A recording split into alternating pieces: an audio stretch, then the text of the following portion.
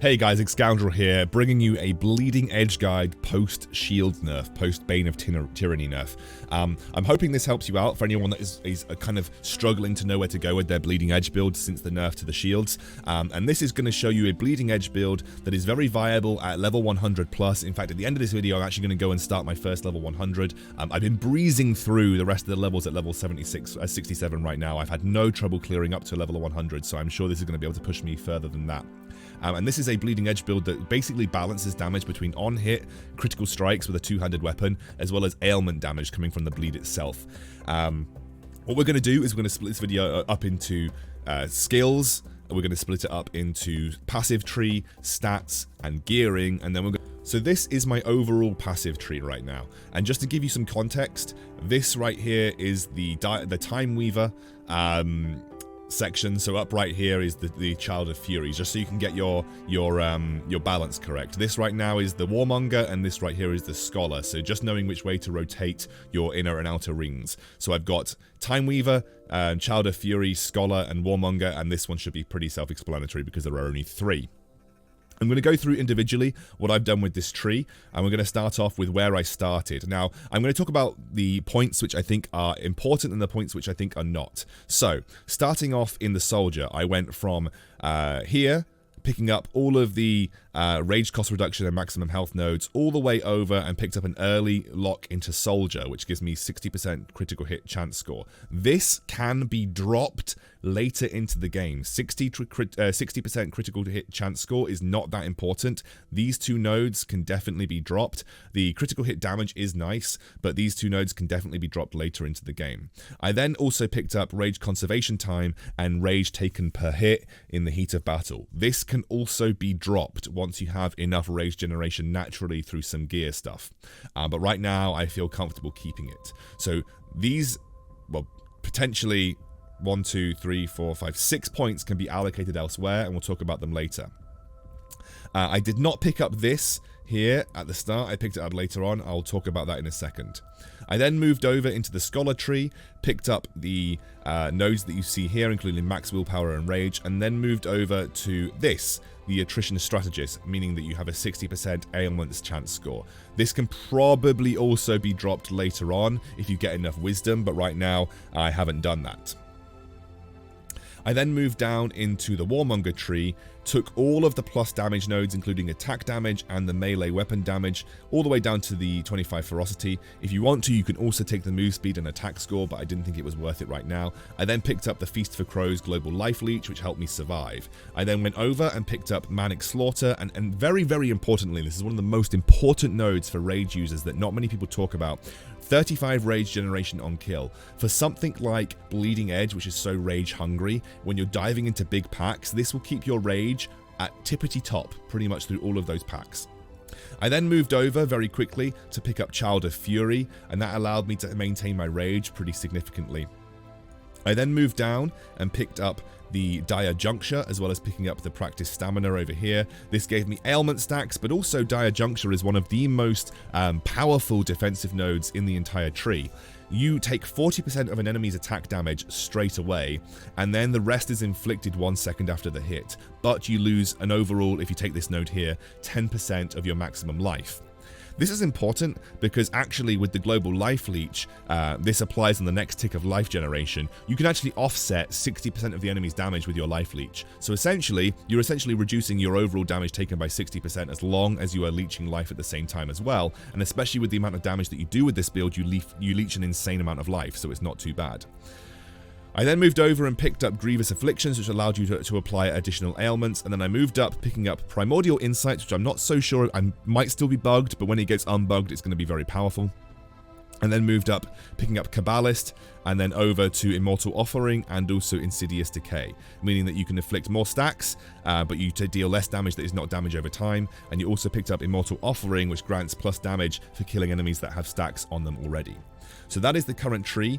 Then I picked up this one here, time, which time cannot heal. I'll talk about why that's important when we get to the skills. What can you do differently then? Well, obviously, I also picked up Backline Raider to give me 50% attack speed score. This was purely for quality of life. Because I'm using a two-handed weapon, I'd like to, and Bleeding Edge casts based on your attack speed score. I wanted to increase my attack speed score so that I could cast Bleeding Edge as quickly as possible to clear maps as quickly as possible. When I go on expeditions, I don't want to be sitting in mobs taking forever to cast Bleeding Edge. That's why I've picked up this. It's a quality of life node. What could I do if I drop some points, or where am I going to go next? That's a good question. You could take this point here and dive down and pick up Kingless Aegis, meaning that you can block with a two-handed weapon. This is going to allow you to offset a little bit more damage. Not entirely needed, but maybe important the further the higher rift that you go. You could dive down over here and pick up Clandestine Execution, which will allow you to deal more damage to essentially bosses when there is only one enemy within range. It's a 25% damage increase. It's fantastic. You could then dive down into Siegebreaker and pick up Salvatore Anchor, and then also the Elevated Gain, giving you extra resistances, or whatever you choose to equip, but I often use heavy armor, giving you extra resistances, which is fantastic because you can't source resistances from many other good places. So that's a really good way to just basically pile on extra resistances for the later that you go. I would also recommend picking up Bestial Frenzy to increase your overall damage, and if you get to the point where you are not dealing any elemental damage and all you are dealing is toxic, physical and rend, I would then recommend going down into Gods Amongst Men, which I am considering doing once the gear suits. I lose too much damage by giving up my elemental damage. I also lose a freeze ailment, which I'm not willing to give up just yet. So that is my current skill tree, and I hope I explained some of the alternatives that you can use when diving into the skill tree. Alongside skill tree goes your stats. Let's talk about stats application. You might think that I've actually put some stats into toughness. I have not. I will talk about that when I come to gear. I have essentially split 7-3, 7-3 pretty much all the way through wisdom and ferocity. Wisdom being the primary because I like applying ailment stacks, ferocity being the second because obviously having the chance to critical strike is important. So that's what I've got right here. That's the stats, most in wisdom and some into ferocity. You could go full ferocity if you want to look for the critical strikes, or you could go full wisdom if you're looking to apply as many ailments as possible, but because we are a balance between on-hit damage and ailment, we are putting 70-30, and that's why I've done this particular setup. Right, we're going to jump into skills. So let's have a look at the skills. I'll start off with Sovereign Shout. These are all kind of based on what you prefer. There are some parts of Sovereign Shout which I think you need, and I'll talk about which ones I think you need and which ones you could potentially change around. 15% all resistances is pretty good. I would recommend it. 15% added block chance and allow any weapon to block. Pretty good. Great defensive buff. I would recommend it. Increases duration of buffs granted by this skill. Would recommend. Applying a weakness stack, 100% guaranteed when we are looking to apply as many ailments as possible, definitely important. Increases the effectiveness of all buffs, massively important. 25% move speed, personal preference, and then 25% rage generation on hit, personal preference. You could have 3 points to put in whatever you like. Crowd control immunity is great, stun chance is great, but I'll talk about why I don't have stun chance in just a moment. I don't even know what Frenzy Enemies means. I've never even tried it. I'm sure it could be pretty fun. Maybe that is important. You could probably tell me in the description below. I just haven't even had the chance to try it. They do a really poor job of even explaining what half of these tooltips are. But yeah, I haven't done it because I just didn't feel like it was important. Alright, Wings of Ishmir. And by the way, if it is important, feel free to tell me so I can heart the comment in the comments below. I have no idea what Frenzy Enemies means. Alright, I'm going to do the same thing with Wings of Ishmir. Grants a buff for each enemy on landing. It's a damage buff, pretty important. 40% status ailment chance score can be pretty good. Stun chance, this is why I don't have the stun chance on my shout. I have the stun coming from my Wings of Ishmir. Twisting Harbinger brings a vortex that pulls the enemies in, which is important, and then weapon damage allows me to apply a bit more weapon damage. You could drop the rage generation, you can drop the 40% ailment score, you could drop the weapon damage. Some people like to put Relentless Pursuit and put it onto stamina points. I do not. I like to have the extra dodge rolls, and I can use this independently. Increases damage dealt by yourself and allies in the area effect on landing. I actually would probably consider putting that in over maybe the rage generation and ailment score, but that's another really good one. But this is the setup that I've got right now. The only real key ones for me is the stun chance and the vortex, as well as the grants of buff. These three are the most important, and the rest of them are kind of be what you like. I don't have the cooldown for each enemy that it kills, because it's very rare that I actually kill enemies with this skill. Juggernaut, and this is an interesting one. A lot of people don't like this skill, but I actually really do. This grants rage while receiving damage. You reflect a portion of your weapon damage back. You reduce damage from projectiles, chance to inflict stun on enemies that are attacking, reducing the cooldown, the rage cost going down, increases the shield absorption, and granting immunity to crowd control. Plenty of options when it comes to using this. You could also apply the fire damage so that you get a burn. It increases the damage, but that's at the end of the actually at the end of the skill. But essentially, I think that the only really important one is the immunity to crowd control. I really like that. That's a great addition. This is a really important skill that I need to talk about in great depth because it is the one that goes with this passive skill over here. When you hit enemies afflicted with stasis, they take 100% of the damage hit. They hit damage again after a 1.5 second delay. If you do not have aether damage and you're not socketing aether damage into your kit, then this is the skill that will allow you to apply stasis to enemies. Right here, ailment, stasis stacks 1, chance to cause stasis 100%. This applies stasis to every unit, and then if you have the AoE Unrelenting Hunt, pulling enemies from all directions, you can apply stasis to everybody that gets pulled in an AoE area around you. It also combos really nicely with Wings of Ishmir as you jump in, pull in, and get a huge amount of damage off. The rest of it is just reducing cooldown, and then adding weapon damage, which allows me to apply my freeze chance, because my second biggest ailment that I can apply with this is the frost damage that I get from it. So that's Tracker's Reach. Then Bleeding Edge specifically. These are the ones that are actually pretty much non-negotiable. Increases damage per ailment stack, skill duration, but the axe now follows you. Unstoppable momentum basically increases the range, increases the rage cost, but also increases the duration, and they stay there for ages. It also means that you deal rend damage pretty much exclusively with the skill. Then I have the critical damage and the ailment damage. That is the non-negotiable setup in my eyes of Bleeding Edge. That's what I use specifically for this particular build. Those are the skill setups. I hope you got a bit of insight about what you can change. If I'm going to have a fifth skill unlock, which I will eventually, I'll have Warpath, and I'll set that up probably with the channel skill for longer, and then I'll set up for the buff, and then also, where is it, the stun. There's a stun somewhere. Basically, there's something that allows you to stun enemies at the end. Inflicts a stun on the enemies at the end of the charge, but it increases the cooldown of the skill. But I'd have these two here, grants a buff, and also allowing you to channel the skill as well. That's what I'd have in my 5th slot when I eventually unlock it. Now let's talk about gear. So, I did mention earlier that I got most of my toughness from my gear, and I'm going to show you that exactly. Let's start off with the weapon, though.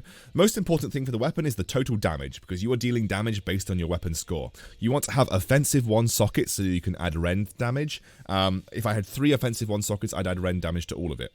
The next thing is obviously looking for material status ailment chance score. This one unfortunately has elemental, but it's not too bad because I've got that frost damage, meaning I can actually freeze people.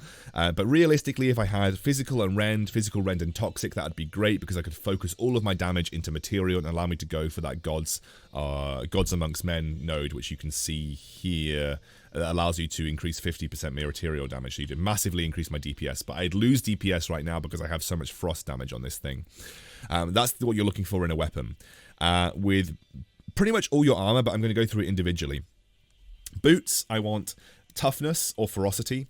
I want material damage, resource generation, and move speed as my 3 priorities. And then I'm looking for a base with health and all resistances, or just all resistances. But resistances are important, so you want to make sure that you have those on. But this is the bruiser boots that I've got that are balanced between health and resistances. But very important for me to have move speed. No one wants to run around maps like a slug. And then you want resource generation and material damage. When it comes, and I don't have the best gear, by the way, guys. I'm level 67. I'm still grinding gear, and I'm breezing through like the high-level expeditions. I'm actually going to show you me going through a level 100 one for the first time after this and talking about the playstyle. So, when it comes to leggings, or legs, you want material damage or damage in general, you want transfer time reduction between willpower and rage, and then you want toughness. That's what you're looking for on the legs. The transfer time reduction needs to be the plus transfer time reduction between willpower and rage, and this essentially delays the time that willpower turns into rage, which allows you to recoup it with your regeneration. Pretty much the same thing on your chest. You want damage. I don't have material damage, and you want transfer time between willpower and rage, and then you want toughness in some way, shape, or form. I've got just lots of resistances. If I can recommend a defensive socket to look for, it would be defensive 3, because you can socket that with a topaz for flat health. So you want defensive 3 sockets if you can help it on your gear. Gauntlets, what you are looking for: toughness, material damage, and then anything that is like resource reduction or resource generation. That's what you're looking for when it comes to arm guards, but you're looking for toughness, and then also you want your base to have resistances or health, or a mix of both. You do not want force shield in this build. It doesn't really do much for you. And again, this one over here, I've got toughness and I've got ailment chance score. Essentially, use your head. You're looking for things like ailment chance, but really you want to prioritize toughness, and you want to prioritize plus damage percentage. I don't have anything right here, but this gave me a lot of toughness, so I took it.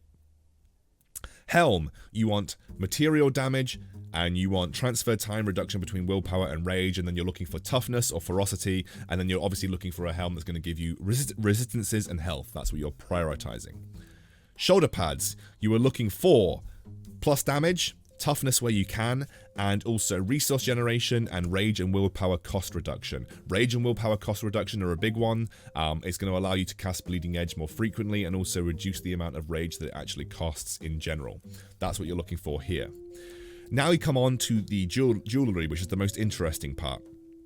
Jewelry, you're going to want to have plus material damage, any toughness kind of score that you can get, including health, resistances, that kind of stuff. But also, you're going to want to look for a support 3 socket and any kind of added material damage to attacks. If you're going to go for elemental damage, remember you can only apply 2 ailments with 1 attack, which means you should really focus on just one form of elemental damage. This lightning damage is basically doing nothing for me because I'm not actually applying any ailments that are to do with lightning. That's why the frost damage is overtaking and I'm getting freeze, because I have the highest elemental damage that I'm getting is frost, and it's actually outweighing pretty much every other form of damage that I've got. And then the same thing here with your accessories. You're wanting to either have physical, toxic, or rend damage. The ideal scenario for you as a player is to have purely physical, rend, and toxic damage on all of your skills, on all of your weapons and all of your jewelry, because that's going to allow you to go into the Gods Amongst Men and massively increase your damage output, because obviously if you poison people, that all comes under the ailment that's under material damage as well, so that's huge. And again, you want the socket 3, support socket 3. The reason you want support socket 3 is an amethyst will give you transfer time reduction between willpower and rage, and that is a really important socket to have. That is the gear, guys. I will hopefully list all of the gear stat requirements and their slots over on the left. But that's everything about the build. Let's dive into a rift and just do a little bit of playing. So we're in a level 100 expedition right now. I don't really want to take too much time of you showing how to play, but essentially you jump in, you can shout like this, and you just spam your left click, and you can see I'm barely using any of my rage at all right now. I'm just going to clear a couple of packs just so you can see what's going on. You jump in, I'm going to hook everybody in as well, and they just go down in an instant. We are doing quite a lot of damage right now as well, and we kind of just run around, and then we can roll off like this. Don't need staffs or maces. And now we're going to go kill the boss, which is just over here. I'm going to show you how quickly we can melt through a level 100 boss. And I'm doing this with relative ease, by the way. So I'm actually going to shout before I jump in there. I'm going to jump in, and then I'm going to just start spinning my axes like this. And you see I'm not taking much damage, and suddenly he's just dead. There you go. Absolutely easy as pie, and this is level 100, and I'm level 67, so I feel like this is going to take, and this build is very viable the further you go. It's got a nice balance between